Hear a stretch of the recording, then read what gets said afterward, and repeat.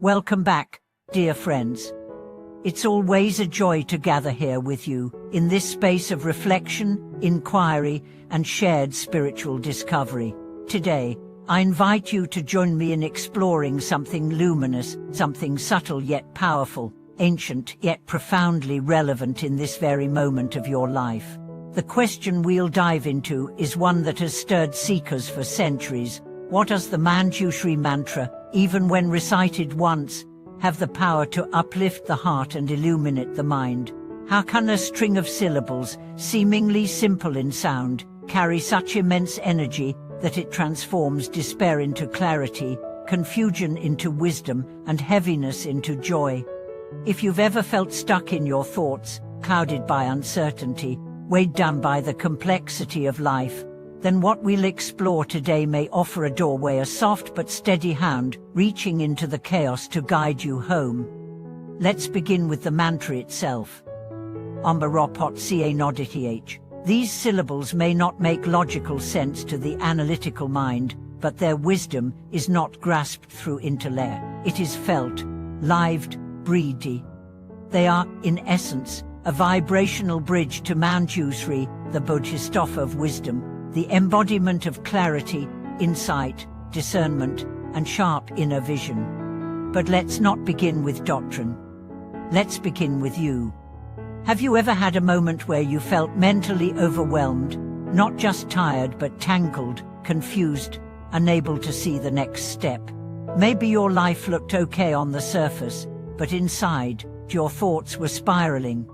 Maybe you had decisions to make, relationships to navigate, emotions rising like waves, and no matter how hard you tried to figure it out, nothing became clear. That is the fog of the untrained mind, and it is where most people live.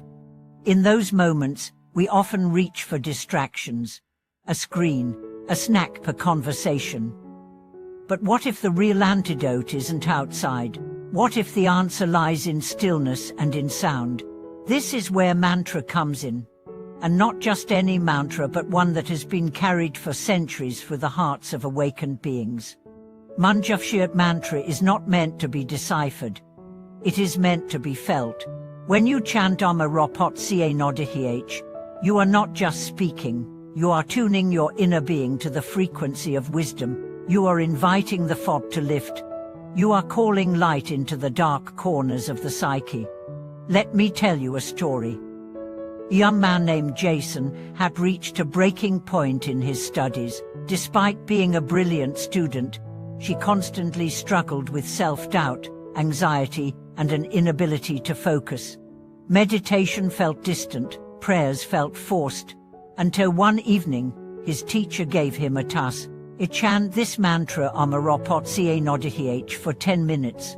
Don't try to understand. Just feel. Jason did as he was told. He sat, closed his eyes, and began to chant. At first, it felt mechanical. But slowly, something shifted. The words began to soften the edges of his mind. His breath deepened, his chest relaxed. By the end of 10 minutes, he wasn't fixed, but he was clear, and in that clarity, a new kind of power was born. Not the power of control, but the power of seeing. This is the miracle of Manjushri mantra. It doesn't change the world around you, it changes how you see it. And when perception changes, so does reality. Let's go deeper. Each syllable in this mantra corresponds not only to vibrational frequencies, but to aspects of inner awakening. Pa, the universal sound, invoking the totality of existence. The cuts through duality, anchoring the truth of emptiness. Wa burns away desire and ego, illuminating pure motivation. Pa dissolves confusion, establishing clarity of mind. Ca sharpens discernment, awakening insight. Na liberates attachment, revealing spacious awareness. Dih, the seed of wisdom, the essence of Manjushri mind. This is not intellectual poetry. It's energetic architecture. Chanting these sounds creates a resonance in the body and mind that invites balance, coherence, and awakening. But now, why is wisdom so vital? Because wisdom is what liberates us from suffering. Most of our pain does not come from circumstances. It comes from how we interpret them. From the stories we tell ourselves. She doesn't love me. I'll never succeed. This will never change. These thoughts are not facts. They are mental projections. And wisdom is what sees through them. Manjushri, the Bodhisattva of wisdom, is always depicted holding a flaming sword. This sword is not for violence. It is for severing illusion, cutting through ignorance, piercing the veil of misunderstanding that keeps us trapped in cycles of fear and reactivity. When you chant his mantra, you are asking for that sword not to harm, but to free. To free you from false beliefs, from inherited thought patterns, from unconscious habits. But here's the beauty. The mantra doesn't work through effort. It works through surrender. The less you try to control it, the more it enters your heart. It's like music. You don't analyze every note, you let it wash over you. There's a woman named Clara who discovered this mantra during a period of deep depression. She felt lost, isolated, and intellectually numb. Reading books didn't help. Conversations drained her.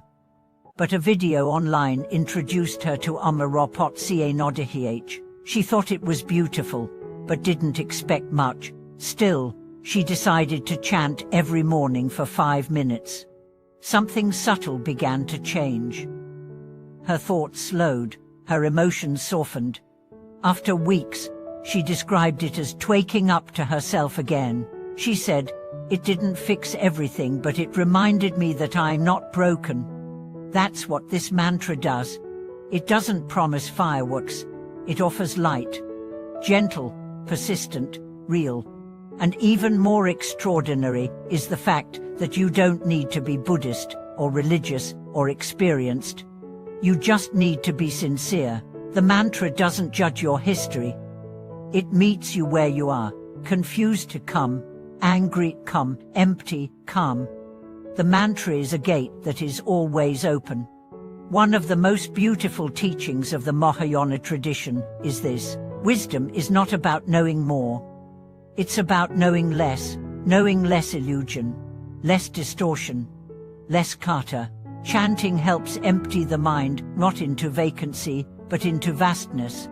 As the clouds clear, the sky reveals itself. So here's the invite, and try it. Find a quiet space, sit comfortably, take 3 deep breaths, and begin. Soft lie, slowly.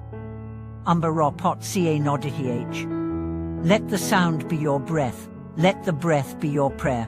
Repeat, feel. Don't chase results, don't seek a vision. Just chant. Over time, you will notice changes. Maybe you'll feel lighter, maybe you'll see more clearly. Maybe you'll simply be less reactive. All of that is wisdom in action. And eventually, you may realize that the mantra is not just a tool, it's a mirror, reflecting your true nature. Pure, still, awake. Dear friend, the power is not in the chant alone. It's in your willingness to let go, to open, to receive. Wisdom does not scream, it whispers. And the mantra is that whisper calling you home. If this message touched you, please share it. Comment below. Have you tried the Manjushri mantra? What have you experienced? What clarity has it brought? If you haven't yet, subscribe to the channel. Like this video, share it with someone who may be drowning in mental fog and looking for light. Let's spread the mantra of wisdom, one heart at a time. Thank you for watching this video. See you in the next one.